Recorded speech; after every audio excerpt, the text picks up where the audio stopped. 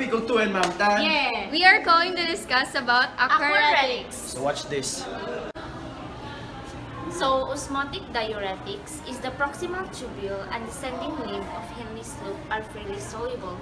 Any osmotically active agent that is filtered by the glomerulus but not reabsorbed causes water to be retained.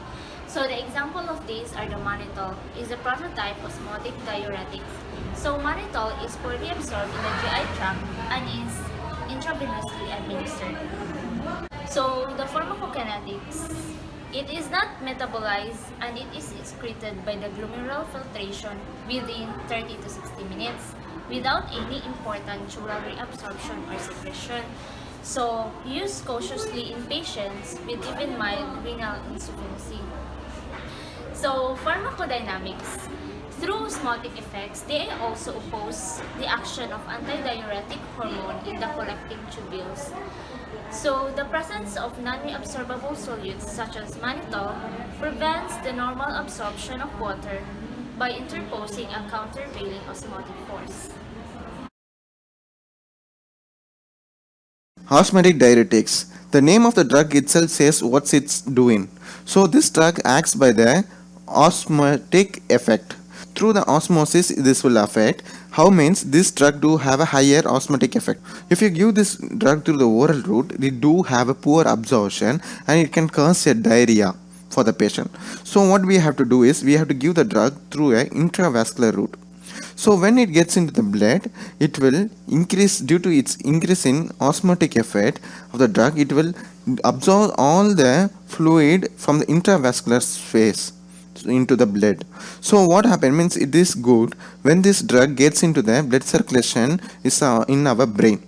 So what happens means during the situations of increase in intracranial pressure where the increase in fluid in our brain parenchyma.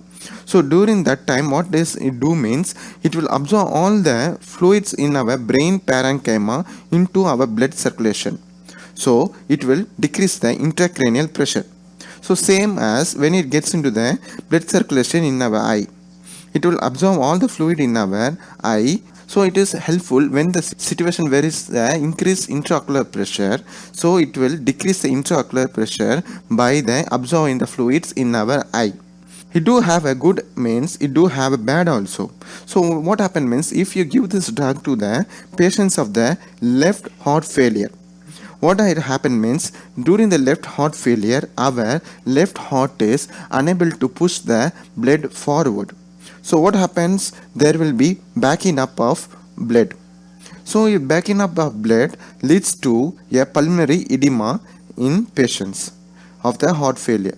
So what happens, this drug is makes the more blood fluid. It just gives a burden to the left heart failure patient because more blood, the heart is unable to send the more blood forward. So what happens, the more blood will back up. So the more blood backup means more blood will back up into our lungs. So it leads to a more problem of increase of pulmonary edema. So you should not give this drug to the left heart failure patients in the pulmonary edema patients especially. So when this drug excreted through our kidneys, through our nephrons, especially through the proximal convoluted tubule or descending loop of Henle, when the drug gets into the tubule, same, this drug is a increase in osmotic effect. So what happens, now this drug will act by taking all the fluids into the tubules from our nephrons. So what happens, it will takes all the fluids from our nephron into our tubules. So it will leads to increase in urine production of fluids. So this is also a diuretics.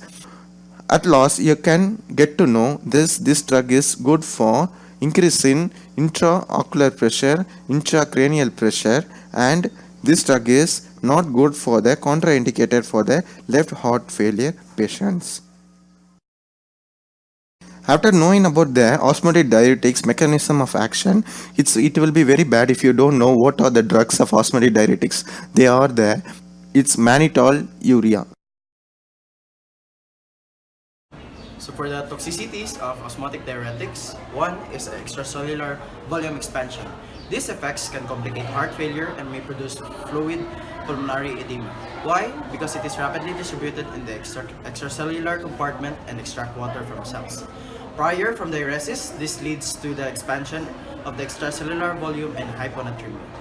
Another is dehydration, hyperkalemia, and hypernatremia. Excessive use of mannitol without adequate water replacement can lead to severe dehydration, free water losses, and hyponatremia. So another toxicity is acute renal failure. Acute renal failure is mediated by increase in osmolality. The incidence of acute kidney injury has been estimated to be 6 to 7% of patients who receive the drug. So at this point, I'll explain about antidiuretic hormone agonists, but it is just a brief explanation. So vasopressin and desmopressin are used in treatment of central diabetes insipidus. The renal action appears to be mediated primarily via V2 ADH receptors, although V1A receptors may also be involved. And at this point, antidiuretic hormone antagonist. Congestive heart failure or CHF and the syndrome of inappropriate ADH secretion, CADH, causes water retention and as a result of excessive ADH secretion. Two non-selective agents, lithium and democyclosine, were used for ADH activity. Final chapter of renal pharmacology, and we're going to be looking at ADH, that is antidiuretic hormone, also called as vasopressin. Yeah, now vasopressin, antidiuretic hormone, aims at what? So antidiuresis, it aims at reducing the urine output. That's how it works. So we have two things that we could look at while we're talking about ADH or vasopressin. So we can look at either the agonists. Okay, those are the things which promote the ADH action, or the antagonists, which aim at opposing this. So drugs, agonists, so vasopressin, so pressin will be the suffix. So we'll be having desmopressin, the most important one of them, desmopressin, and on this side the prototype would be conivaptan. Okay, so vaptan will be tolvaptan, and we'll have bemeclocycline, cycling, just as in tetracyclines, if you were wondering. Now vasopressin acts on receptors. So we have receptors after vasopressin, we call them V1 and V2, and V2 is where the ADH action takes place. The rest of all them, yeah, they have other places where they act, but since we are looking at renal pharmacology, V2 acts. V2, how does it act? It acts by CAMP pathway, that is cyclic AMP. So V2, when it's stimulated by vasopressin, goes to adenyl cyclase mechanism. Adenyl cyclase activates CAMP, and CAMP leads to the formation of AQP2, aquaporin 2, porin. So those are water channels, aquaporin. Yeah, and one more thing I forgot to mention is in this conivaptan, tolvaptan, bemeclocycline, and lithium. So for here mainly desmopressin, and so aquaporins. Aquaporins is the mechanism. Aquaporins, when vasopressin acts on V2, so vasopressin acted on V2 receptor, we have cyclic AMP, and cyclic AMP we get aquaporin 2. These are water channels, lead to increased reabsorption of H2O, and hence you have decreased urine output. Desmopressin potentiates this, and all the antagonists we discussed, they oppose this. Now uses. Okay, uses of agonists. What are the agonists? Desmopressin and vasopressin. Agonists, they are used in pituitary diabetes insipidus. Okay, pituitary diabetes insipidus is how the agonists work. What happens in pituitary diabetes insipidus? You have increased secretion of vasopressin. sorry, you have decreased secretion of vasopressin, because of which diabetes insipidus, what do you think is happening? In this cases there is increased urine output. Diabetes insipidus, diabetes mellitus, both of them you're having increased output. Here it's without etiology, insipidus. In mellitus, because of glucose increased, dilute that, you're having polydipsia and polyuria. Okay, diabetes insipidus, you have polyuria. So to prevent this, you're using desmopressin and vasopressin, which have antidiuretic action to prevent the output of urine. So one use. One more thing to notice is nephrogenic diabetes insipidus. This is one of the important things you'll come across. Diabetes insipidus, when it's from pituitary, diabetes insipidus, you're having increased amount of urine output, you're having polyuria. When it's a pituitary cause, that is lack of ADH, that's pituitary diabetes insipidus. Nephrogenic diabetes insipidus, when your kidney fails to respond to the vasopressin which is being secreted, so that's nephrogenic diabetes insipidus. In this case, the drug of choice is thiazides. Yeah, the mechanism of action in short is that thiazides, what it does is it acts as a diuresis in the initial stage. It promotes diuresis, but when the water level in our body goes down, there is reabsorption of the water that increases, and hence thiazides act in a beneficial way. Okay, if you want more details, you can look back on the video of thiazide diuretics. Now, use number 1 was pituitary diabetes insipidus, and nephrogenic use thiazides. Antagonists, which oppose this action, they're just going to block the interaction between vasopressin and desmopressin with V2 receptors, and they are useful in SCC lung, that is small cell carcinoma of lung. Small cell carcinoma of lung is a very good example of cancers, what you call paraneoplastic syndrome. Okay, PNS, paraneoplastic syndrome. Okay, paraneoplastic syndrome is nothing but a observation which you're going to see in case of neoplasia, where the cancer, I'll take the example of small cell carcinoma, the cancer of small cell carcinoma of lungs. Okay, small cell carcinoma of lungs is present in the lungs, but these cells are going to be secreting ADH, and hence you're going to have decreased diuresis. Now, lungs and small cells have nothing to do anatomically or physiologically with diuresis, but in this case, the cancer, though it's in the lungs, is affecting the renal system. So that's an example of paraneoplastic syndrome. Yeah, so in these cases there's increase in ADH, and due to this we can use the antagonists, conivaptan, bemetlocycline, and lithium. Lithium is highly toxic, rarely used. One of the easiest uses of lithium would be bipolar disorder, though even there it's not used regularly because of its renal toxicity and all those things. Okay, and one more thing, one important thing is SIADH. S stands for syndrome of inappropriate AD, antidiuretic hormone secretion. Yeah, syndrome of inappropriate ADH secretion, that's one of the uses. So inappropriate secretion of ADH is going on, and to prevent that or to counter that, we are going to be using demeclocycline. Sorry, that was not bemeclocycline, sorry, again it was actually demeclo. I was wondering that actually, I think I made a mistake. Yeah, anyway, yeah, just correct that. Okay,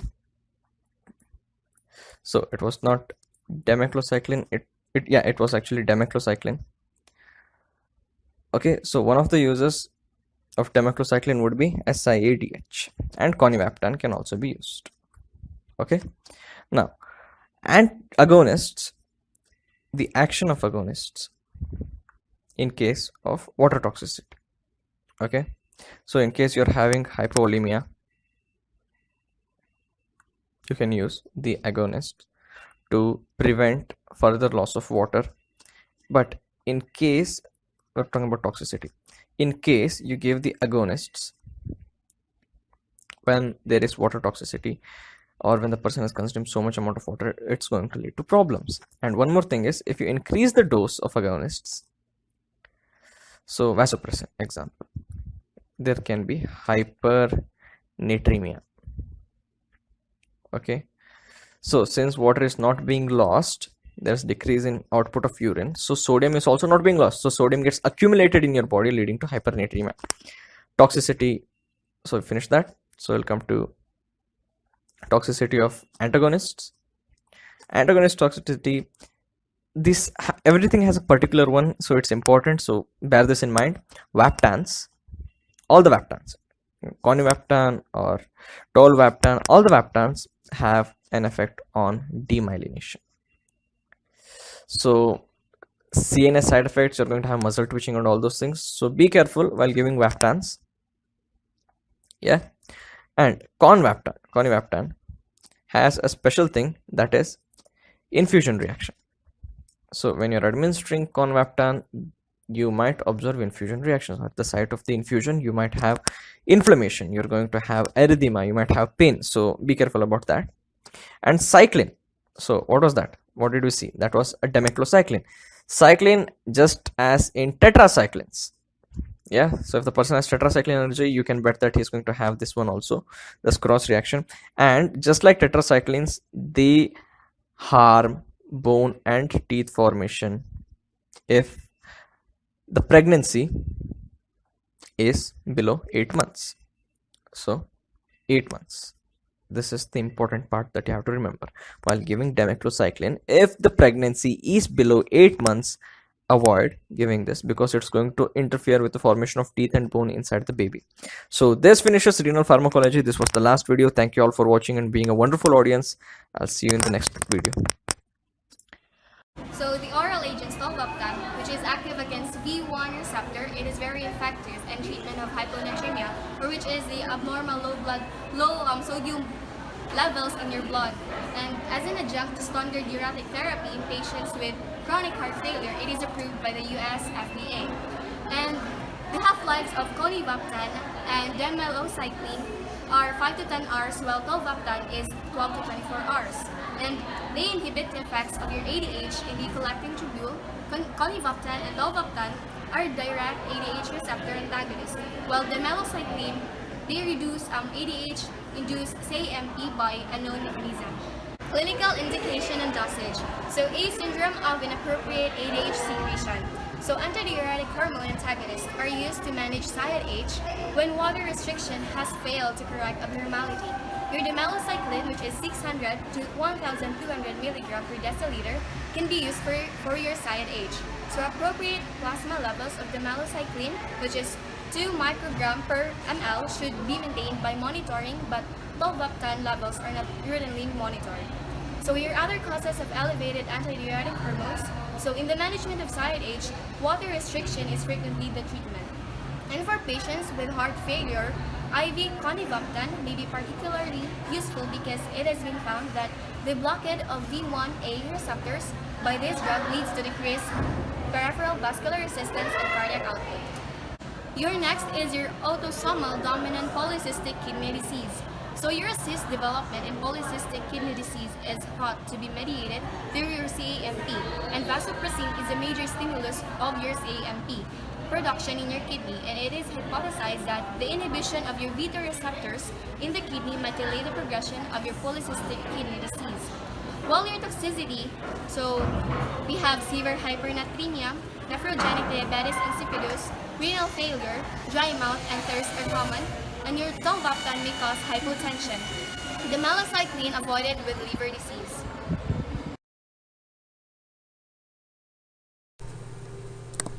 So we're going to bring this diuretic discussion on home with a, let me pause my movie here, with a discussion on ADH antagonists.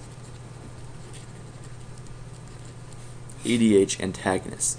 ADH is simply antidiuretic hormone, also known as vasopressin, vasopressin.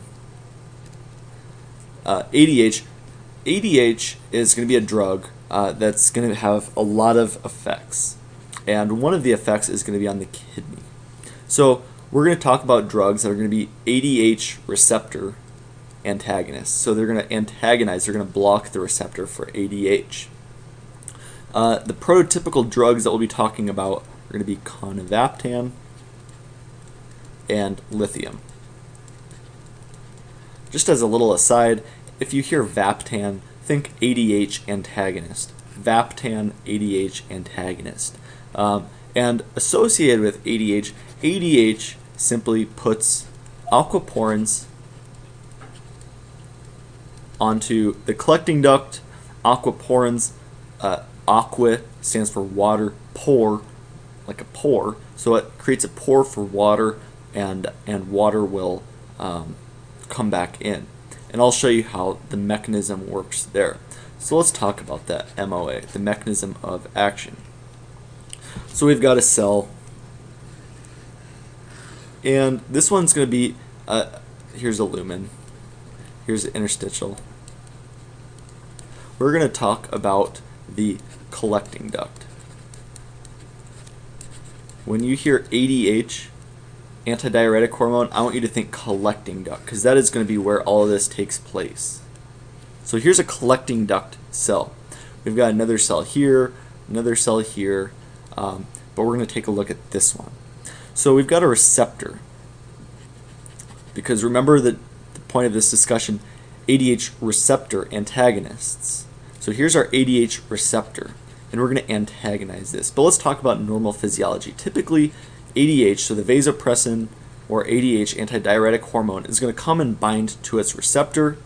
That receptor is going to be called the V2 receptor, and what it is it's going to stick some stuff called aquaporins onto the luminal side of the membrane. The aquaporins, like I've already said, are a pore for water. So we have all this water coming down. So here's our picture. Here's our glomerulus filters. Here's our proximal convoluted, descending, loop, ascending, distal convoluted, and now we're in the collecting duct. And that collecting duct will eventually lead to a ureter. That ureter will lead to the bladder and then the excretion. Oops, didn't mean to do that. Let me just draw this in really quick. Okay, so what we're dealing with is right here. We've already reabsorbed stuff, I'll just say solute stuff, here in the proximal, down in the descending, in the ascending, in the DCT. Everything that's left right now is going to be like water, sodium, maybe potassium, maybe chloride. So we have a whole bunch of, just for our sake, we have water and sodium, because water always follows where sodium goes. So if we have sodium, we most likely have water. So here we go, in the lumen. It's destined for the ureter. We're about to lose it. We're in the collecting duct. This is our last chance to get it back. So ADH, anti-diuresis hormone, antidiuretic hormone. What does the name tell you? Well, it says that you're not going to diurese. You're not going to pee. You're anti-diuresing hormone. So that means we're going to somehow decrease peeing. And we're doing that by increasing these aquaporins. Those aquaporins will be like water pores. The water will be able to go through these pores and get reabsorbed. So we have less water in our urine. We'll have more solute, however. So our increased osmolality of our urine will increase. We'll increase our urine osmolality because we're decreasing our water. We're reabsorbing our water. This is our last ditch effort. We're in our collecting tubule. The ADH will agonize the V2 receptor. It'll stimulate the aquaporin release to the membrane here. These aquaporins cause water reabsorption. So these V2 receptors, the V2 receptor is found on the interstitial side of the membrane, while the aquaporins are found on the luminal side. Just as a little aside, I said V2 receptor because you have like the V1 and the V3, and that's going to be found, like the V1 will be found on like the blood vessel, the V3 may be found on the pituitary, etc. We're talking about the V2 receptor, and this will be dealing with the kidney. Because remember, ADH is also known as vasopressin or angiovasopressin. That'll be on the blood vessels as well. It'll affect the pituitary. However, this one's affecting the kidney, the V2 receptor. And then these aquaporins, just as a little aside as well, aquaporin 2 channels. Not a big deal. So when do we actually use these ADH receptor antagonists? So over here, what we'll be doing is we'll be antagonizing it. We'll be creating a block. So we have this ADH receptor antagonist, also known as like a conivaptan, like our Vaptan drugs. What they'll do is they'll come in and they'll block this. They'll create a little shield. Our ADH can't work, so we can't reabsorb water. We'll pee it out. So it's a diuretic. So where do we get these ADH receptor antagonists? When do we use these drugs? And there's really one main use where we'll actually use the ADH antagonist, and that's going to be SIADH. Now, what in the heck does that mean? Syndrome of inappropriate ADH secretion. So we have syndrome, so we'll have symptoms, we'll have a syndrome of inappropriate ADH secretion. We'll have increased ADH secretion. So if we have increased ADH, we'll have increased ADH effects. We'll have blood vessel effects. We'll have kidney effects. And in the kidney, like I said, ADH is going to reabsorb water. So if we have SIADH, we'll have really concentrated urine because we'll be reabsorbing all of this water if we have increased ADH. So we'll use the receptor antagonists if we have too much ADH, and we'll antagonize the effects, pretty much making ADH not useful in the kidney. Alright, so that'll conclude our discussion on diuretics. If you have any questions, be sure to ask. I always enjoy getting comments, getting likes. Likes always build up my ego, and also subscribing also builds up my ego, but also it'll give you great videos in the future. Thanks for paying attention, and have a good day. Thanks, guys.